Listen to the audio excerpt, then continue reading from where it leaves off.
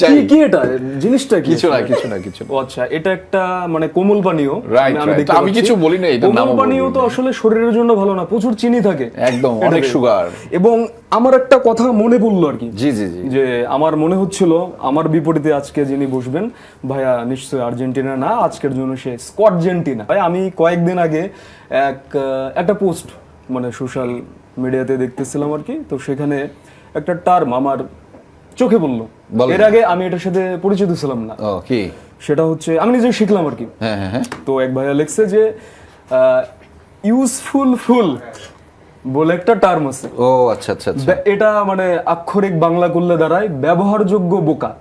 তো এই ব্যবহারযোগ্য বোকার কাজটা কি? কাজটা হচ্ছে আপনাকে কোনো প্রকার পে করবে না, আপনি কারোর সাথে চুক্তিবদ্ধ না, আপনি মানে কারোর সাথে বা কোনো কোম্পানির সাথে বা কোনো পণ্যের সাথে আপনার ব্যক্তিগত চুক্তিবদ্ধতা নেই, তবুও আপনি সকাল বিকাল রাত মানে বিনা পারিশ্রমিকে থাক, আমি শব্দটা না বললাম আর কি, মানে তার পক্ষে আপনি প্রচারণা চালাবেন। তো এগুলোকে বলা ব্যবহারযোগ্য মানে বোকা আর কি। তো এই যে কিছুক্ষণ আগে ভাইয়া যে পণ্যটা সামনে রাখলো আর কি, একটা কোল্ড ড্রিঙ্কস দিয়েছে, এবং সেই কোল্ড ড্রিঙ্কসটা শরীরের জন্য তো খারাপ, কোল্ড ড্রিঙ্কস শরীরের জন্য খারাপ, এবং আর্জেন্টিনার ফ্যানরা ওই পণ্যটাকে মানে নাম সহ এবং মেনশন করা সহ মানে গত প্রায় মানে 10 বছরেরও বেশি সময় ধরে বিনামূল্যে প্রমোশনের কাজ চালায়। বিনামূল্যে প্রমোশন এটা দুর্দান্ত রকম। কেন ব্রাজিলের সমর্থকরা এটা দেখলেই তাদের গা জ্বালা পড়া করা শুরু করে?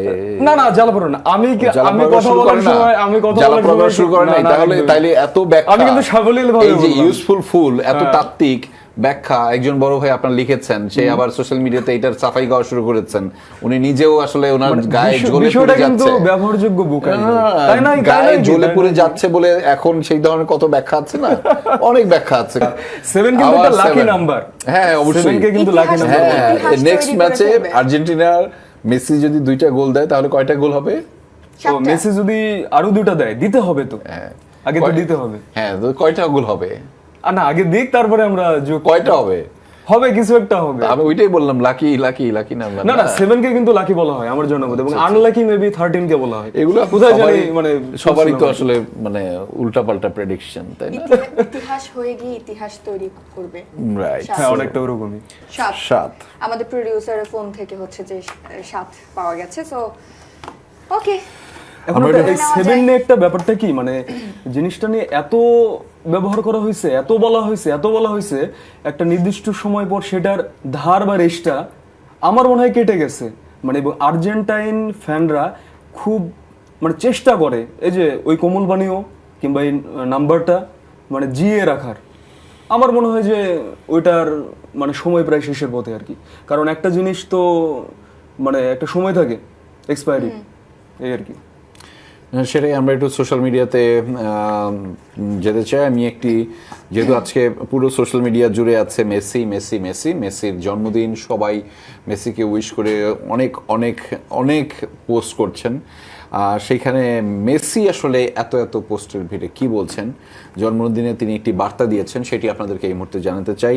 মেসি বলছেন, আমি ঈশ্বরের কাছে আর নতুন কিছু চাওয়ার ভাষা হারিয়েছি। সৃষ্টিকর্তাকে ধন্যবাদ, তিনি ক্রীড়া ক্ষেত্রে আমাকে সব কিছু দিয়েছেন। এখন আমার একমাত্র চাওয়া হলো আমার নিজের, আমার পরিবারের এবং আমার পাশে থাকা মানুষগুলোর সুস্বাস্থ্য।